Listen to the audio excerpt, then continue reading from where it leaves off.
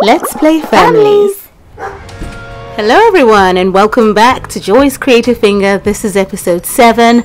In the last episode we see Jeffrey take off from his wife and just abandon her at the spa with her best friend, his lover, and he is now headed to a particular destination, and we're going to see that in a minute.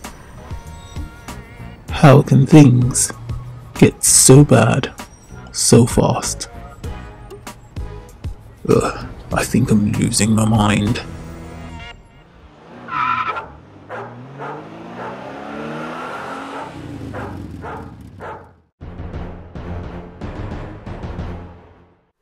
Jeffrey has come to his father's house. He lives way up in the hills where it's peaceful and zen. It's a bungalow and it's adapted for wheelchair use and also for the elderly because, you know, his wife, who used to have a wheelchair, used to need clear access around and about.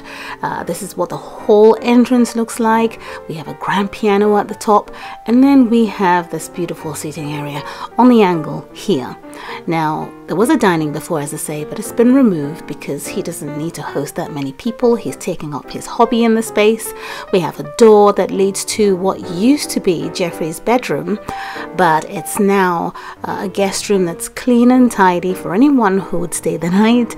Maybe his grandson Dennis, perhaps. So it's a nice large entryway. Because of the wheelchair use, there's another bifold double door here and another before the kitchen.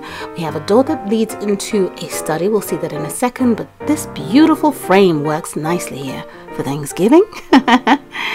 Now, this is a study that was once upon a time a nursery, but as I say, he lives here alone, and so everything is now basically designed for him and for his own personal use, and that's the study. And once you come out of the study, across the way we have a family bathroom. Now, there is an ensuite for him in his master room, but this bathroom has a tub while his doesn't. Because he doesn't get in and out of bathtubs in case he slips and falls. He's very wise, you know. So that's the family bathroom there. So if he has a guest, they have access to that bathroom, restroom, and then you have the kitchen over here. It's very large, so a dining table can fit in, but there isn't one because he doesn't host that many people. I also love the idea of him having this beautiful red camping lantern here, so at night time he would pick it up if the light went out because it's meant to be some kind of an old property, but it's been renovated, but he'll use it to move around and, you know, figure out what's wrong. It's a beautiful open plan space. You have an area to sit down and watch him cooking if you want to, and then you have this cozy living room area with lots of windows, lots of books. He's a man of wisdom. He studies quite a bit and he has wise ways, and that's one of the reasons his son has dashed down here to see him. He plays chess as well, so he's that grandfather. He loves his music as well, and basically this is the entire home. His bedroom, which is the master bedroom, is central to the rest of the house, so he has access to everything very quickly. And so what you have here is a nice bedroom, good windows to see a nice view of the outdoors. His bed is cozy. It's a double-sized bed. He's got his wardrobe here, a seat to sit down and put his shoes on to assist himself, and a door that leads into his own bathroom here. And as I say, he has a shower instead, so all he has to do is walk in here and then get cleaned up and just walk out. Getting in and out of bathtubs can be quite tricky for the elderly. Okay, there's a lot of banging and thumping on the door and bell is going. I think that Jeffrey has got himself together and has decided to come in and see his dad. Let's get him into this spot here and let's stop Dad from playing and let's have a chat.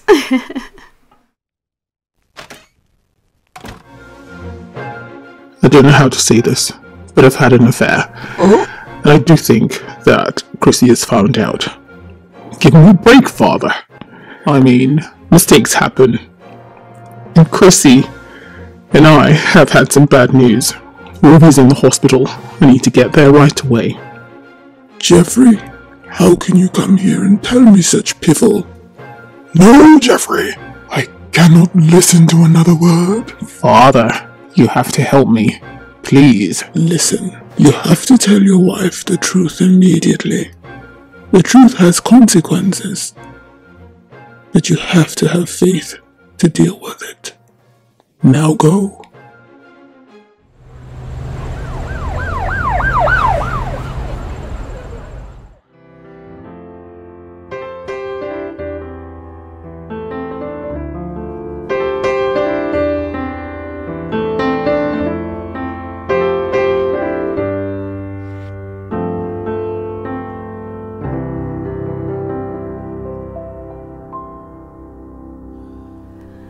So Jeffrey has shown up at the hospital, and his wife is already here because she was informed by her mother that the daughter was taken into hospital. She's really annoyed, as you can imagine, because her husband is behaving really inappropriately and just in a way that's strange to her. So they're obviously sitting at different sides of the hospital hall.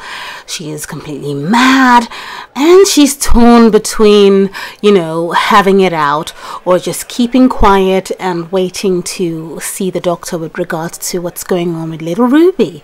And now their devices have become their companions through this very difficult time. Now the doctor has found out what's wrong with Ruby, so he's going to come out and have a quick chat with the family and let them know what's going on.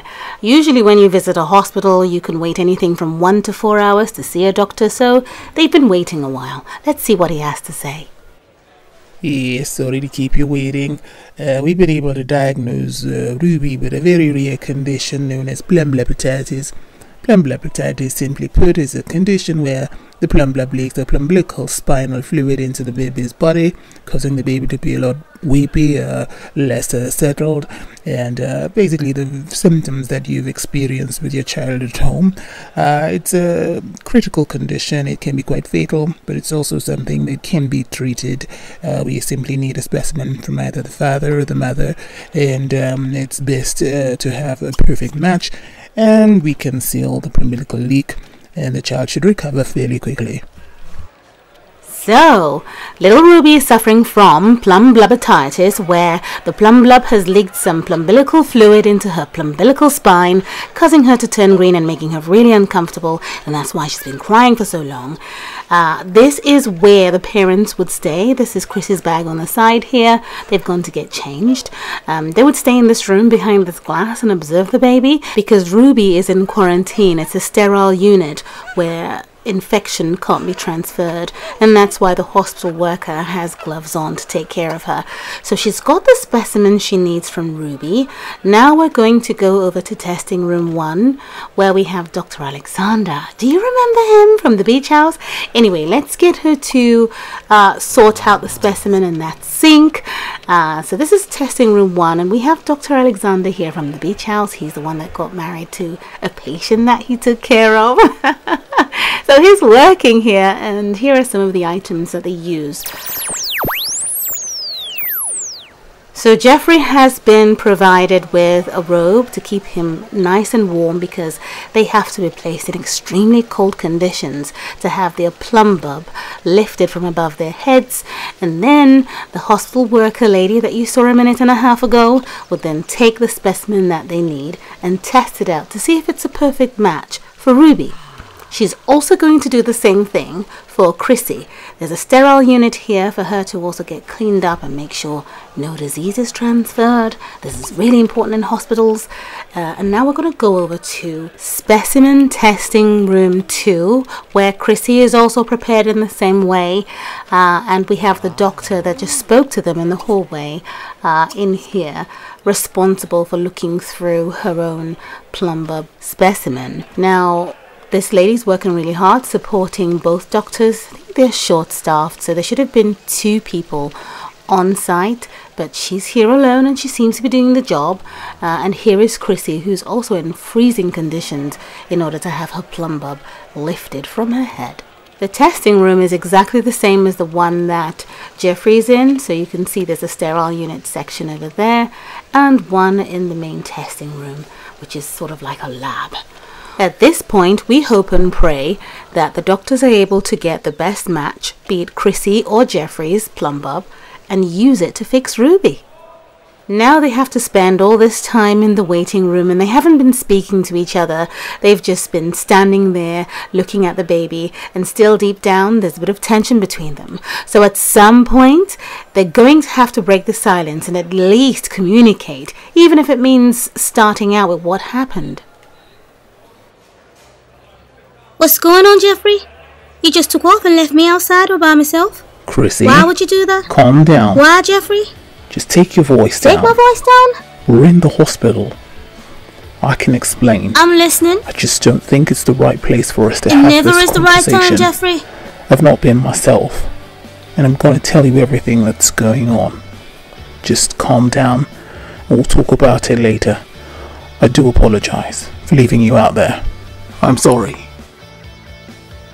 What is wrong with him?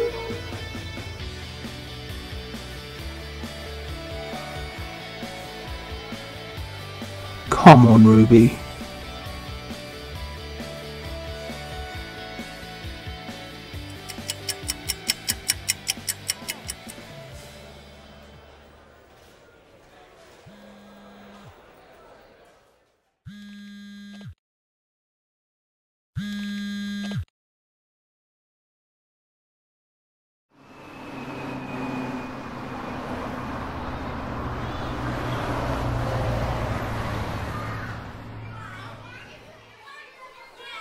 Principal Clarice McGooding has been trying to get hold of Dennis's mum and dad, and they're not able to make a connection because her phone is on silent and she's in the hospital, so she's not reachable. But we'll start at the beginning, and this is what you need to know about Dennis's day in school today.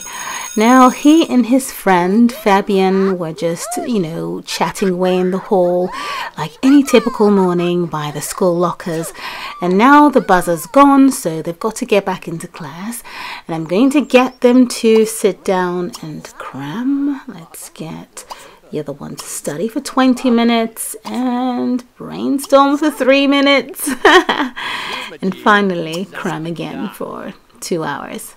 So that's good. Teacher's already in the class, but as soon as they all sat down, class was in session, his so-called friend Fabian began to throw pieces of paper at him and call him a daydreamer because he would gaze and gaze into thin air during the class.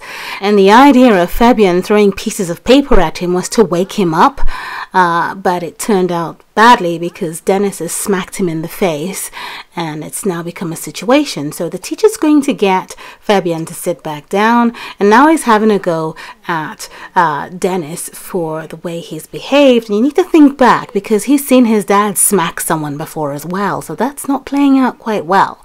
So he's going to get sent off to the office while the teacher gets back to the blackboard to teach the class. We're not going to have Dennis hold up the whole class now, are we? And he has to head on off to the principal's office to answer some serious questions about his actions this morning. Think about it. He's quite irritable. He's not getting enough sleep either. Now the principal is waiting for him and is quite furious, of course, at the fact that one of the pupils has hit another. It's not tolerated in this private school at all. Absolutely not. So she's obviously going to complain about it. She's going to have a go at him. She's just going to be as frustrated as his teacher, and she's going to take it to the next level and try to contact his parents. But first she's questioned him to find out why he's behaving the way he's behaving, why is he sleeping in class, why is he daydreaming, and he explains that his sister's been sick and he's not gotten enough sleep at all in days. Poor thing. Now she's going to end the conversation, have him have a seat, and she's going to give his mum and dad a call so that they can talk this over and probably invite them over for a meeting to discuss Dennis's behavior, his living conditions, and basically how he's beginning to act out in school. The principal could not reach either of his parents, and so she's tasking the school secretary to make sure that she continues to place a call through to Chrissy, whose phone is not being answered because she is still in the waiting room hoping to hear some good news about Chrissy's treatment and recovery. And guess what? The results are in, and the doctor has had some very interesting findings.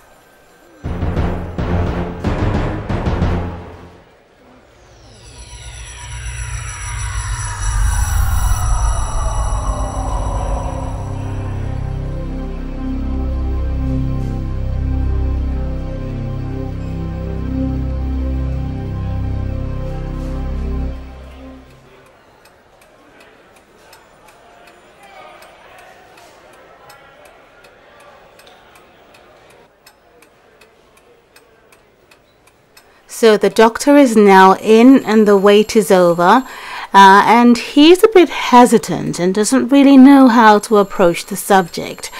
But being a doctor, he's going to have to go right ahead and keep these parents out of the dark about his findings. And they just can't take it anymore. They're thinking, out with it already, shabby-haired man. So, what does he do? He looks them right in the eye and he says to them both, I'm afraid, Mr. Williams, but I have to say the tests show that you're not the father.